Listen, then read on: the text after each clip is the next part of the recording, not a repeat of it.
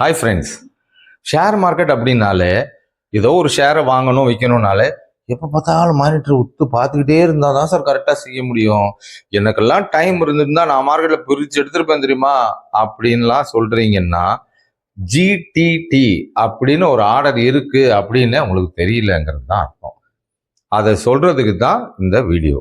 பிஸியாக இருக்கும், ஒரு ப்ரைஸ் ஏற்கனவே வாங்கி வச்சது ஒரு நல்ல ப்ரைஸில் இருக்கு, அட்லீஸ்ட் கொஞ்சமாவது குவான்டிட்டி கொடுத்துடலாம், ஒரு பார்ஷியல் குவான்டிட்டி புக் பண்ணிடலாம் அப்படின்னு பார்த்தாலும் அதை மானிட்டரில் அந்த ப்ரைஸ் வருதான்னு பார்த்துக்கிட்டே இருக்கணும். இல்லைன்னா காலைல 9 மார்க்கெட் ஓப்பன் ஆனோன்னா ஆர்டர் போட்டு வைக்கிறோம், அன்னைக்கு ரேட்டு வரல, அடுத்த நாள் போடணும்னு நினைச்சேன், ஐயோ மறந்துட்டேன் சார், சுத்தமா போச்சு. இப்போ பாருங்க விலை நல்லா இறங்கிடுச்சு, வந்த ப்ராஃபிட்லாம் போச்சு. இது ஒன்று. இன்னொன்று, சரி அந்த ப்ரைஸ்க்கு நான் அப்பயே வாங்கணும்னு நினைச்சேங்க, ப்ரெடிக்ஷன் கரெக்டுங்க, அன்னைக்கு ஆர்டரும் போட்டு வச்சிருந்தேன், ஆனா 3:30 மணிக்கு மார்க்கெட் முடிஞ்சுன்னா ஆர்டர் கேன்சல் ஆயிடும் இல்லையா, மறுநாள் போட முடியல, ஆபீஸ் மீட்டிங்கு அந்தான்னு போய் விட்டுட்டேன். இதுதான் நமக்கு கொஞ்சமா லக் இருக்கணும் பாஸ். இப்படி எல்லாம் பேசுறவங்களுக்காகத்தான் ஜிடிடி அப்படின்னு ஒரு ஆர்டர் இருக்கு. குட் டில் ட்ரிகர். அது ட்ரிகர் ஆகிற வரைக்கும் அந்த ஆர்டர் அப்படியே இருக்கும். உங்க போன் சுவிட்ச் ஆஃப் ஆயிருந்தாலும் சரி, நெட்வொர்க் இல்லைனாலும் சரி, என்னைக்குமே மார்க்கெட் ஓட ஆரம்பிச்சிருச்சுன்னா ஆட்டோமேட்டிக்கா உங்க ஆர்டர் சேட்டலைட்ல நிற்கும். அந்த பிரைஸ் என்னைக்கு வருதோ அன்னைக்கு வாங்கிடும். இன்னைக்கு வரலாம், நாளைக்கு வரலாம், அடுத்த வாரம் வரலாம், அடுத்த மாசம் வரலாம். ஓகே, ஒரு இந்த ஜீரோதா கைட் ஆப்பை பொறுத்த வரைக்கும் அதோட வேலிடிட்டி 365 days. ஜீரோதால தான் என்னோட கிளைண்ட்ஸ் எல்லாருக்கும் அக்கௌண்ட் இருக்கு. அதனால அந்த கைட் ஆப்ல ஜிடிடி ஆர்டர் எப்படி போடுறது அப்படிங்கிறத இப்போ பார்ப்போம். சரியா சார், எனக்கு ஜீரோதால அக்கௌண்ட் இல்லையே, ஒன்றும் பிரச்சனை இல்லை, எல்லா புரோக்கரும் ஜிடிடி ஆர்டர் வச்சிருப்பாங்க. அது நீங்க கேளுங்க, உங்க புரோக்கர் யாரோ, ஐசிஐசியா இருக்கலாம், குரோவா இருக்கலாம், யாரா வேணா இருக்கலாம், எல்லாருமே ஒரே அப்டேட்டா தான் வச்சிருப்பாங்க. அதை உங்க கஸ்டமர் கேர்ல கேட்டு தெரிஞ்சுக்கிட்டு அதை எப்படி போடுறதுங்கிறத புரிஞ்சுக்கோங்க. இப்போ கைட்ல எப்படி போடுறதுங்கிறத பார்த்துருவோம். இப்போ எல்லாருமே கிட்டத்தட்ட மொபைல்ல தான் ஆர்டர் போட்டுக்கிட்டு இருக்கோம். சிஸ்டம்ல ஆர்டர் போடுறதை நான் எடுக்கல, ஃபோனில் ஆர்டர் போடுறதை தான் காட்டுறேன். இப்போ ஜீரோதால வாட்ச் லிஸ்ட் அப்படிங்கிறது இப்படி தான் இருக்கும். ஜீரோதா கைட் ஆப் யூஸ் பண்ணுறவங்க எல்லாருக்குமே தெரியும். இப்போ நம்ம யூடியூப் சேனலில் கொடுத்த ரெக்கமெண்டேஷன்ஸ் வரைக்கும் இந்த வாட்ச் லிஸ்ட்டில் வச்சுருக்கேன். ஓகே, இதில் நேற்று கொடுத்தது சவுத் இந்தியன் பேங்க், அதை 25 ரூபாய்க்கு வந்தால் வாங்கணும் அப்படின்னு சொல்லியிருக்கேன். I am not a SEBI registered advisor, என்னுடைய அனுபவத்தை பகிர்கிறேன், இது எஜுகேஷன் வீடியோ. இப்போ சவுத் இந்தியன் பேங்க் எப்படி ஆர்டர் போடுறது அப்படிங்கிறத பார்ப்போம். இப்போ வந்துருச்சு. நம்ம ரெகுலராக என்ன பண்ணுவோம், பை பண்ணால் பையில் போயிடுவோம், செல் பண்ணால் செல்லில் கொடுத்துருவோம். இங்கே அப்படி கொடுக்கப்படாது. கீழே பார்த்தீங்கன்னா, அதாவது அந்த பைக்கு அப்படியே கீழே வாங்க, இப்போ நம்புக்குறி போட்டிருக்கேன்ல அந்த இடத்துல பார்த்தீங்கன்னா செல்லுக்கு அப்படியே நேராக கீழே பாருங்க, கிரியேட் ஜிடிடி அம்புக்குறி இருக்கா, இதை கிளிக் பண்ணுங்க. இதை கிளிக் பண்ணீங்கன்னா அதுலேயே இன்னொரு டேப் ஓப்பன் ஆகும். நீங்கள் பை பண்ணுமா செல் பண்ணுமா அப்படின்னு கேட்கும். நீங்கள் பை பண்ணுறது ஃப்ரெஷ்ஷாக ஒரு கம்பெனி பை பண்ண போறீங்கன்னா இந்த பையில் இருக்கிறத கண்டினியூ பண்ணணும். செல்லில் இருக்குது அப்படின்னா இந்த செல்லுக்கு மாற்றிக்கணும். அது அப்படி எல்லாம் சிகப்பில் மாறிடும். நான் இப்போ பை பண்ணுறது ஏன்னா சவுத் இந்தியன் பேங்க் பை தான் சொல்லியிருக்கேன், அதாவது பை பண்ணலாம்னு கன்சிடர் பண்ணலாம்னு சொல்லியிருக்கேன். யூடியூப்ல இது வேற பெரிய தொல்லையா இருக்குடா. இப்போ நம்ம 25 ரூபாய்க்கு வாங்கணும்னு நினைக்கிறோம் அப்படின்னு வச்சுக்கோங்க. எப்பயுமே நம்ம உட்கார்ந்து வாங்குறதா இருந்தால் கரெக்ட் ப்ரைஸுக்கு வாங்கலாம். பட் நம்மளாம் பிஸியாக இருக்கும், நம்ம கரெக்டாக எக்ஸாக்ட் ப்ரைஸில் பிடிக்கணும்னு அவசியம் இல்லைங்க. கிட்டத்தட்ட அந்த ரேஞ்சில் வந்தால் போதும் அப்படின்னாக்க 1% ஸ்லிப்பேஜ் வரைக்கும் வச்சுக்கலாம். ஓகேயா, இப்போ 25 ரூபாய்க்கு 1%ங்கிறது எவ்வளவு, 25 பைசா. அப்போ என்ன பண்ணோம், 25 ரூபாய் 25 பைசா.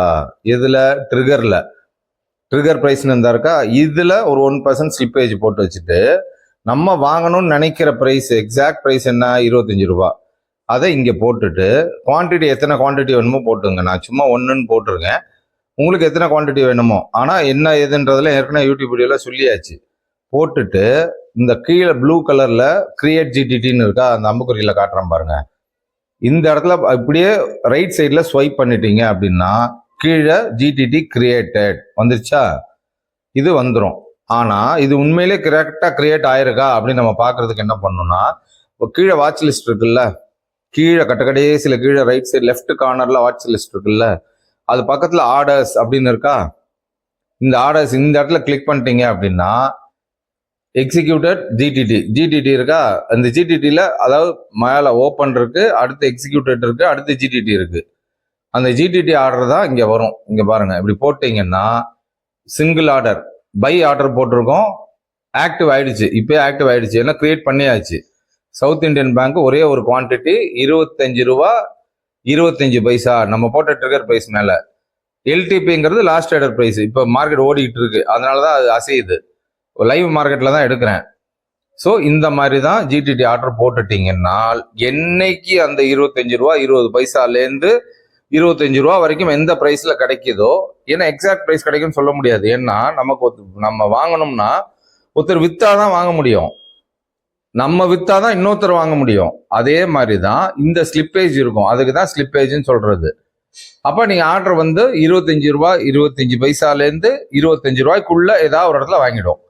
ஏன்னா நீங்க சப்போஸ் 1000 குவான்டிட்டி போடுறீங்க, 1000 குவான்டிட்டி ஒரே ஆள் அங்க விற்கிறதுக்கு ஆள் ரெடியா இருக்கணும்ல, இல்லைன்னா விட்டு விட்டா தான் வாங்கும். அதுக்காகத்தான் இந்த ஸ்லிப்பேஜ் கொடுக்கறது. ஓகே, அது புரிஞ்சுக்கோங்க.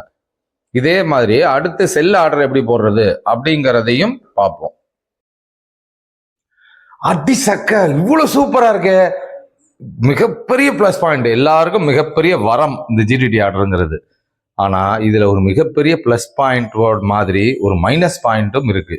என்னன்னா, நீங்க ஜிடிடி ஆர்டர் போட்டு வச்சிருக்கீங்க அப்படின்னா அதை ஞாபகம் வச்சுக்கணும். ஜிடிடி ஆர்டர் போட்டுட்டு ஒரு வாரம் கழிச்சு அதை மறந்துட்டு நீங்க அதே கவுண்டரை வேற இடத்துல வாங்க வேண்டியதை வாங்கிட்டீங்க. அந்த பிரைஸ் வரலன்னு நினைச்சுக்கிட்டு ஏதோ கொஞ்சம் எக்ஸ்ட்ரா கொடுத்து வாங்கிட்டீங்க, முடிஞ்சு போச்சு. அப்ப நீங்க என்ன நினைப்பீங்க, வாங்க வேண்டியது வாங்கியாச்சு. ஆனா ஜிடிடி ஆர்டர் மறக்காது, அங்கேயே இருக்கும். நாளைக்கு திடீர்னு ஏதாவது பிரைஸ் வந்துச்சுன்னா டக்குன்னு உங்களோட அக்கௌண்ட்ல கேஷ் இருந்ததுன்னா அதுவும் எக்ஸிக்யூட் ஆயிடும். அதனால ஜிடிடி ஆர்டர் போட்டால் அந்த கவுண்டரை ரொம்ப ஞாபகமா வச்சுக்கணும். இது ரொம்ப ரொம்ப முக்கியமான விஷயம். நிறைய பேர் இந்த தப்பு பண்ணி தான் டபுள் குவான்டிட்டியா வாங்கிடுவோம். ஏன்னா அக்கௌண்ட்ல கேஷ் இருந்துன்னு வச்சுக்கோங்களேன், நீங்க ஆர்டர் போட்டு வச்சது அதுவும் எக்ஸிக்யூட் ஆயிடும். ஏன்னா அது 365 டேஸ் வேலிடிட்டி அது. அதனால ஒன்ஸ் ஜிடிடி ஆர்டர் போடுறதுன்ற ஹேபிட் வந்துச்சுன்னா நீங்க சாதா ஆர்டர் போடுறதே மறந்துடணும். அதுதான் இதுக்கான சொல்யூஷன். எப்பயுமே நானும் அப்படிதான், சாதா ஆர்டர் போடுறதே கிடையாது. எப்போ வாங்கினாலும் ஜிடிடி ஆர்டர் தான். ஸோ ஒன்று அந்த மாதிரி ஃபுல்லாக அப்படி போயிடணும்.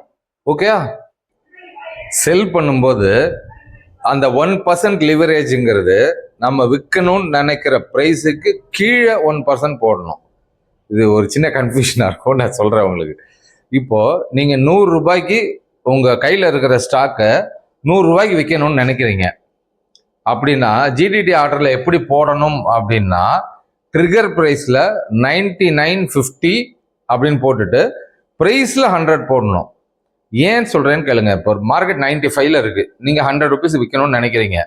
அப்போ மார்க்கெட் 95லேருந்து எப்படி வரும், 96, 97, 98, 99.50 அப்புறம் தான் 100 வரும். கீழேருந்து தான் மேலே வரும். நம்ம பை ஆர்டர் ஏன் போடுறோம், மார்க்கெட் மேலேருந்து கீழே வரும்போது வாங்குறதுக்கு நம்ம 1% எக்ஸ்ட்ரா வச்சு போடுறோம். அதே மாதிரி இந்த பக்கம் விற்கும் போது மார்க்கெட் கீழேருந்து மேலே வருதுங்கிறத புரிஞ்சுக்கணும். அப்போ நீங்கள் ட்ரிகர் ப்ரைஸில் 1% ஸ்லிப்பேஜை கம்மியாக போடணும். இதை கரெக்டாக கால்குலேட் பண்ணிக்கோங்க. 1-2 தடவை பாருங்கள், பண்ணும்போது புரிஞ்சிடும். இப்போ பை ஆர்டர் பார்த்தோம். இப்போ அதே சவுத் இந்தியன் பேங்க்கில் செல் ஆர்டர் போடுறது அப்படின்னா என்ன பண்ணணும்னா, கிரியேட் ஜிடிடி போயிட்டு இங்கே செல்லை செலக்ட் பண்ணிக்கணும். செல்லை செலக்ட் பண்ணிட்டு ட்ரிகர் ப்ரைஸில் நம்ம 25 ரூபாய்க்கு வாங்கணும் அப்படின்னா, அதாவது 25 ரூபாய்க்கு விற்கணும். ஏற்கனவே கீழே வாங்கி வச்சுருக்கோம், 25 ரூபாய்க்கு விற்கணும் அப்படின்னா 24.75 இங்கே போட்டுட்டு ட்ரிகர் ப்ரைஸில் போட்டுட்டு ப்ரைஸில் 25ன்னு போடணும். கரெக்டா? அதுதான் நான் அந்த சொன்னேன். இவ்வளோ தான். இப்படி போட்டு கிரியேட் செல் அப்படின்னு போட்டிங்கன்னா ஸ்வைப் பண்ணால் ஆர்டர் எக்ஸிக்யூட் ஆகிடும். செல் பண்ணும்போதும் முக்கியமாக ஜிடிடி ஆர்டரை ஞாபகம் வச்சுக்கணும். நீங்கள் ஒரு 100 குவான்டிட்டி கையில் வச்சுருக்கீங்க, இப்போதைக்கு 30 தான் இந்த ப்ராஃபிட் புக் பண்ணணும்னு நினைக்கிறீங்கன்னா ஜிடிடி ஆர்டரை ஞாபகம் வச்சுக்கணும்.